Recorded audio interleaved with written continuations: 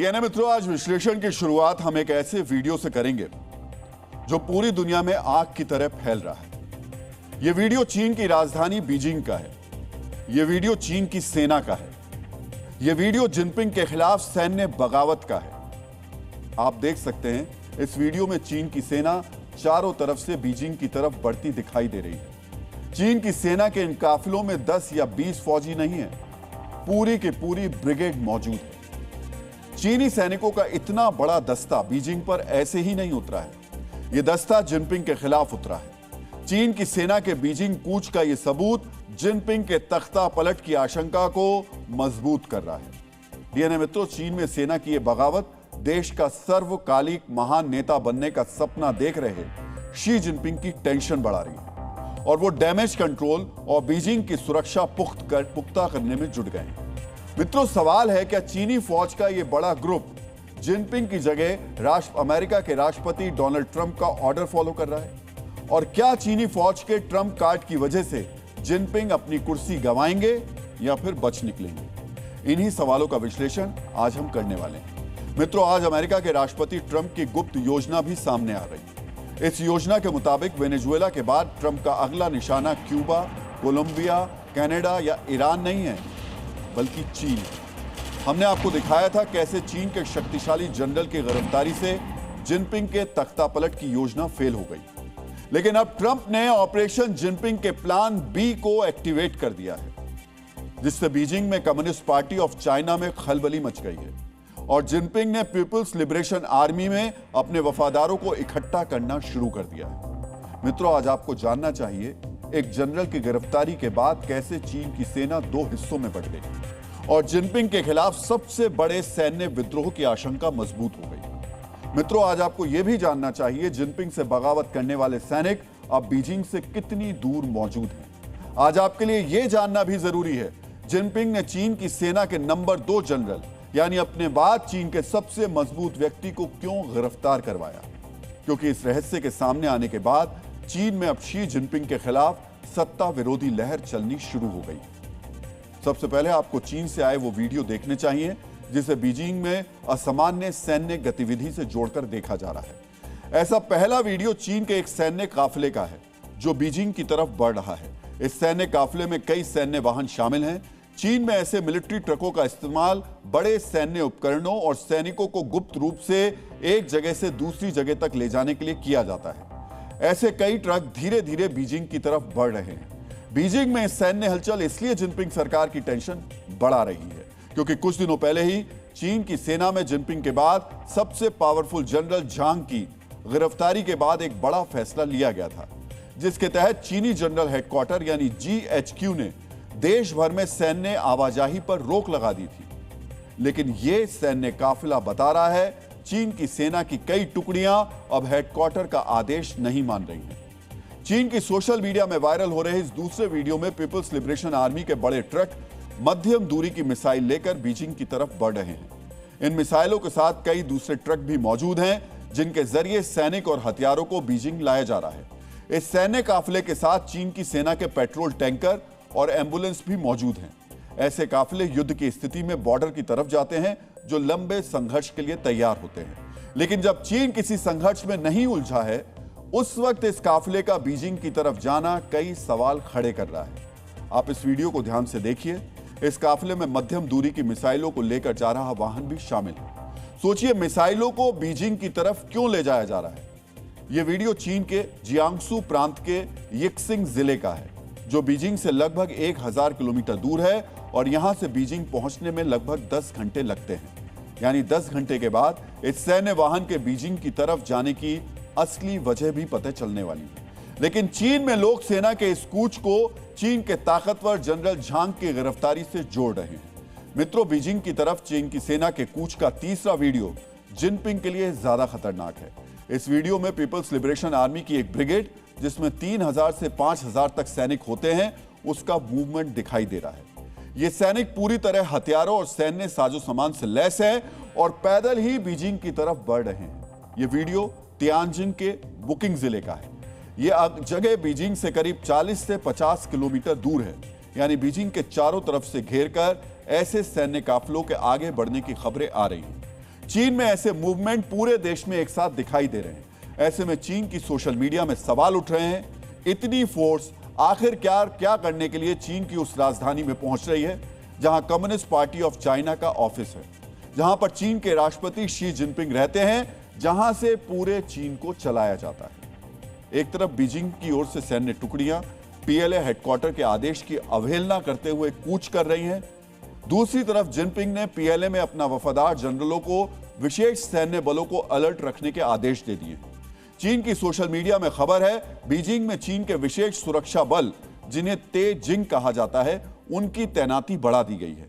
चीन के विशेष बलों को बीजिंग का सबसे संवेदनशील सुरक्षा क्षेत्र फॉरबिडन सिटी के पास तैनात किया गया है। आज आपको इस जगह और इस तैनाती का मतलब भी समझना चाहिए। फॉरबिडन सिटी चीन के मिंग और किंग राजवंश के 24 सम्राटों का शाही महल है, जिसे चीन की सत्ता, इतिहास और प्रतीकात्मक शक्ति का सबसे बड़ा चिन्ह माना जाता है। यानी यह सिर्फ एक इमारत नहीं है, बल्कि चीन की शासक आत्मा मानी जाती है। यह इलाका चीन के तियानमेन स्क्वायर के ठीक पीछे मौजूद है, जो चीन के सबसे बड़े विरोध प्रदर्शन का केंद्र रह चुका है। और अब यहां पर सुरक्षा बढ़ाई जाती है तो मतलब साफ है, चीन का पावर सेंटर खतरे में है। मित्रों, चीन जैसा देश जहां पर हर सूचना सरकार के आदेश के बाद बाहर आती है, जिस देश ने कोरोना जैसे वायरस की खबर को महीनों तक छिपा कर रखा, वहां से ऐसी तस्वीरें और ऐसी खबरें बाहर आना क्यों सामान्य घटना नहीं है, आज आपको यह भी समझना चाहिए। इसके लिए आपको यह जानना जरूरी है, आखिरकार चीन में हुई किस घटना के बाद बीजिंग को घेरकर चीन की सेना आगे की तरफ बढ़ने लगी है। मित्रों, हमने आपको डीएनए में चीन के दूसरे सबसे शक्तिशाली व्यक्ति यानी चीन के सेंट्रल मिलिट्री कमीशन के वाइस चेयरमैन जनरल झांग योशिया की गिरफ्तारी की खबर दिखाई थी, जिन्हें चीन के राष्ट्रपति शी जिनपिंग के आदेश पर गिरफ्तार कर लिया गया था। अब जनरल झांग योशिया का शी जिनपिंग को लिखा गया एक ओपन लेटर चीन में लीक हो गया है, जिसे पढ़ने के बाद चीन की सेना बगावत पर उतर आई है। आज आपको भी जानना चाहिए, आखिर ये लेटर लीक कैसे हुआ और जनरल झांग योशिया ने शी जिनपिंग को लिखे अपने ओपन लेटर में क्या कहा है। मित्रों, चीन की सेना के जिस प्रभावशाली जनरल को शी जिनपिंग ने गिरफ्तार करवा दिया, उन्होंने ये लेटर दिसंबर 2025 में लिखा था। इस लेटर की पहली लाइन थी, अगर मुझे कुछ होता है तो इस लेटर को सार्वजनिक कर दिया जाए। यानी जिस जनरल को जिनपिंग ने गिरफ्तार कराया, उसे अपने साथ कुछ गलत होने की आशंका पहले से थी। जनरल झांग पर जिनपिंग के तख्तापलट की कोशिश और परमाणु जानकारियां अमेरिका को लीक करने के आरोप लगे। जिनपिंग ने जनरल झांग को भ्रष्टाचार करने वाला जनरल भी कहा था, लेकिन इस लेटर के बाद चीन की पूरी सेना को पता चल गया आखिरकार जिनपिंग क्यों अपने सबसे भरोसेमंद जनरल और बचपन के दोस्त के दुश्मन बन गए। आज आपको भी चीन में तूफान लाने वाले इस लेटर में लिखी महत्वपूर्ण बातों को बहुत ही ध्यान से सुनना चाहिए, क्योंकि इस लेटर ने शी जिनपिंग की पोल दुनिया भर के सामने खोल दी है। इस लेटर से खुलासा हुआ है, झांग की गिरफ्तारी भ्रष्टाचार की वजह से नहीं, बल्कि शी जिनपिंग के साथ राजनीतिक और सैन्य असहमति की वजह से हुई। झांग ने इस लेटर में बताया, चीन की सेना का नियंत्रण करने वाले सेंट्रल मिलिट्री कमीशन, जिसका नेतृत्व सामूहिक होना चाहिए, शी जिनपिंग उसको व्यक्तिगत तानाशाही में बदल रहे थे। इस लेटर में आरोप लगाया गया, सेना का नियंत्रण जिनपिंग ने पूरी तरह अपने हाथ में ले लिया था, जो पार्टी परंपरा के खिलाफ है। इस लेटर में दावा किया गया, जनरल झांग की गिरफ्तारी की सबसे बड़ी वजह बनी ताइवान, अमेरिका और जापान के साथ युद्ध का विरोध। झांग का दावा है, शी जिनपिंग चीन की सेना को एक ऐसे युद्ध के लिए तैयार कर रहे थे जो उनको चीन का सर्वकालिक महान नेता बना दे, जबकि जनरल झांग ऐसे किसी भी युद्ध को आत्मघाती और विनाशकारी बताकर इसका विरोध कर रहे थे। जनरल झांग ने जिनपिंग को चेतावनी दी थी, इस युद्ध में चीन के लाखों सैनिक मारे जाएंगे, तटीय चीन तबाह होगा, अमेरिका के प्रतिबंध लगेंगे, चीन के एसेट फ्रीज कर दिए जाएंगे और शासन के भीतर टूट फूट होगी, जिससे चीन बहुत पीछे चला जाएगा। लेकिन जिनपिंग पर तो सबसे महान नेता बनने का जुनून सवार है और इस जुनून में उन्हें अच्छी सलाह भी है, उनको जो अच्छी सलाह है वो भी बुरी लग रही है। जनरल झांग ने अपने पत्र में आरोप लगाया, चीन की सेना को राष्ट्रीय सेना से निजी सेना बनाया जा रहा है। तेज प्रमोशन, व्यक्तिगत निष्ठा और एक व्यक्ति की पूजा से पेशेवर सैन्य संस्कृति नष्ट हो रही है। यानी चीन की सेना में काबिलियत नहीं, अब जिनपिंग से वफादारी ही तरक्की की गारंटी बन गई है। झांग इसलिए भी चीन की सेना के ताइवान पर कब्जे के विरोध में थे क्योंकि उनका मानना था नेता युद्ध शुरू करते हैं, सैनिक मरते हैं और बाद में नेता हाथ मिला लेते हैं। यानी झांग चीन के सैनिकों की बलि चढ़ाने के खिलाफ थे। ये बात भी जिनपिंग को पसंद नहीं आई। झांग के इस लेटर में कहा गया है अगर उन्हें हटाया गया तो चीन उत्तर कोरिया जैसा बन सकता है। उन्होंने दावा किया उनकी गिरफ्तारी के बाद चीन में मार्शल लॉ और स्थायी दमन का रास्ता खुलेगा। जनरल झांग ने कहा वो चाहते तो चीन में तख्ता पलट कर सकते थे, लेकिन उन्होंने जानबूझकर ऐसा नहीं किया। गृह युद्ध और सैनिकों के खून से बचने के लिए वो तख्ता पलट से पीछे हट गए। यानी झांग ने खून खराबे की आशंका की वजह से जिनपिंग का तख्ता पलट नहीं किया है। मित्रों, इस लेटर में लिखा है पार्टी के वरिष्ठ नेताओं और सैन्य नेतृत्व ने शी जिनपिंग को युद्ध से रोका, जिससे जिनपिंग काफी नाराज हो गए। इसके अलावा पार्टी में एक अंदरूनी सहमति बनी थी कि शी जिनपिंग दोबारा सत्ता नहीं लेंगे, लेकिन अब जिनपिंग उस समझौते से पीछे हट रहे हैं और हर वो व्यक्ति जो उनके रास्ते का रोड़ा बन सकता है उसको अपने रास्ते से हटा रहे हैं। चीन की सेना को चलाने वाले सेंट्रल मिलिट्री कमीशन के ज्यादातर काबिल लोगों को हटा दिया गया है। यह पहली बार है जब पीएलए का कोई शीर्ष स्तरीय अधिकारी सिस्टम के भीतर से ही शासन के खिलाफ खड़ा हुआ है। दावा किया जा रहा है जनरल झांग ने अमेरिका के सहयोग से शी जिनपिंग को ताइवान वॉर से रोकने की कोशिश की थी। जनरल झांग को पता था चीन की सेना पीएलए के अंदर से खोखली है, उसे वास्तविक युद्ध का कोई अनुभव नहीं है। उन्हें यह साफ दिख रहा था अमेरिका के साथ युद्ध आत्महत्या के बराबर होगा। इसलिए उन्होंने अपने सैनिकों को कत्लगाह में झोंकने के बजाय पश्चिमी देशों के साथ सहयोग का रास्ता चुना। जब से चीन की सेना को मालूम चला है कि जिनपिंग ने जनरल झांग को लाखों सैनिकों का खून बहने से रोकने की सजा दी है, तब से चीन की सेना का एक बड़ा तबका असंतुष्ट है। इसके अलावा चीन की सेना के बड़े अधिकारी इसलिए भी डरे हुए हैं जब सबसे वरिष्ठ और ताकतवर जनरल चीन में सुरक्षित नहीं तो दूसरों के सिस्टम में क्या हैसियत होगी। इसका चीन की सेना के मोराल पर भी असर पड़ा है और चीन की सेना की इस हालत ने अमेरिका के राष्ट्रपति ट्रंप को बड़ा मौका दे दिया। मित्रों, अमेरिका के राष्ट्रपति ट्रंप इस वक्त पूरी दुनिया को अपने हिसाब से चलाने की कोशिश कर रहे हैं, लेकिन उनकी इस मुहिम में सबसे बड़ा रोड़ा चीन के राष्ट्रपति शी जिनपिंग है। माना जा रहा है इसी वजह से ट्रंप चीन में सत्ता परिवर्तन चाहते हैं। जनरल झांग के साथ अमेरिका की डील भी इसका हिस्सा मानी जा रही थी, लेकिन जनरल झांग के बाद उनके वफादारों के जरिए भी जिनपिंग को अस्थिर करने का ट्रंप कार्ड व्हाइट हाउस से चलाया जा रहा है। वहीं जिनपिंग अपनी कमजोर होती स्थिति को दुनिया से छिपाने की कोशिश कर रहे हैं। सेना की नाराजगी के बीच जिनपिंग ब्रिटेन के प्रधानमंत्री कीर स्टारमर का बीजिंग में स्वागत कर रहे हैं। इस मीटिंग के दौरान भी जिनपिंग टेंशन में दिखाई दिए। दूसरी ओर ट्रंप भी लगातार बीजिंग पर नजर रखे हुए हैं। तो ट्रंप यूरोप अपने सबसे बड़े सहयोगी ब्रिटेन को सलाह दे रहे हैं, कनाडा को सलाह दे रहे हैं चीन से व्यापार करना खतरनाक है। लेकिन ट्रंप ऐसा क्यों कह रहे हैं? क्या ट्रंप को पता है चीन बहुत जल्द अस्थिर होने वाला है? क्या ट्रंप ने खुद चीन के खिलाफ यह साजिश रची है?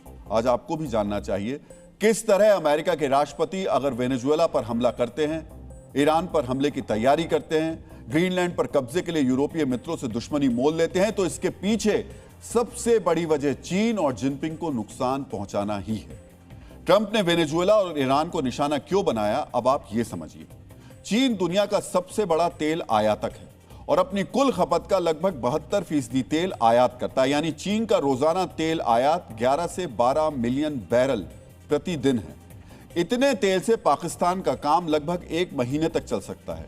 वेनेजुएला और ईरान इस तेल की सप्लाई में सबसे महत्वपूर्ण देश हैं क्योंकि ये दोनों देश चीन को डिस्काउंट पर तेल देते हैं। चीन ईरान का सबसे बड़ा तेल खरीदार है।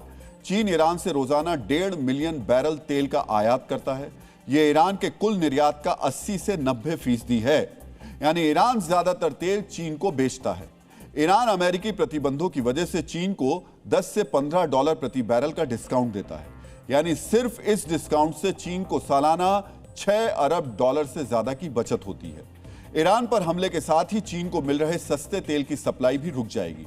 इसके अलावा चीन वेनेजुएला से 400 से 600 हजार बैरल सस्ता तेल रोजाना आयात करता था, लेकिन अब वेनेजुएला के तेल पर अमेरिकी कब्जे के बाद यह सप्लाई रुक गई है।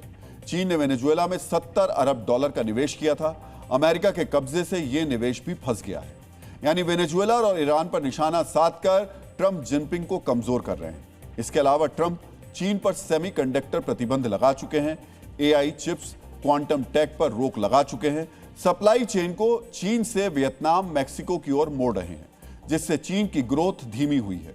चीन में बेरोजगारी बढ़ी है और जिनपिंग के खिलाफ असंतोष बढ़ता जा रहा है। जिनपिंग कोई बड़ा युद्ध छेड़कर इस नाराजगी की भरपाई करना चाहते थे। ताइवान पर कब्जा करके चीन का सबसे महान नेता बनना चाहते थे, लेकिन जनरल झांग उनके रास्ते का रोड़ा बन गए, जिनको ट्रंप प्रशासन का साथ भी मिला। और अब झांग की गिरफ्तारी के बाद बीजिंग की तरफ चीन की सेना का कूच जिनपिंग के लिए बड़ा खतरा बन गया है। अगर जिनपिंग सेना की इस नाराजगी से नहीं निपट पाए तो ईरान से पहले चीन में भी तख्ता पलट हो सकता है।